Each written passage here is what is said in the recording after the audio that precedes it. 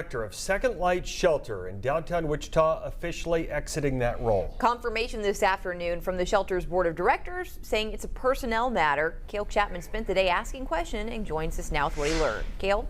Well, Mike, Rachel, Dan Clifford, the now former executive director of Second Light, last appeared publicly in that role just last Tuesday at the City Council workshop meeting at City Hall. There, he and the City Council discussed proposed changes to the illegal camping ordinance. No action was taken on that item, and nothing was discussed about Clifford leaving or being removed from his role. We did get a call from someone claiming to be a Second Light staff member who said an email was sent out to all staff saying Clifford had been removed from the role. The board of directors has not confirmed or denied that claim. Steve Dixon, chair of the board of directors, tells me day-to-day shelter operations should not be significantly impacted.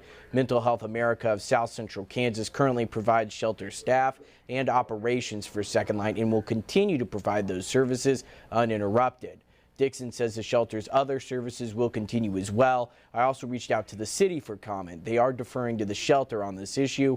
We are continuing to ask questions of Second Light and their board of directors. You can trust us to update you with their response both on air and online. Rachel?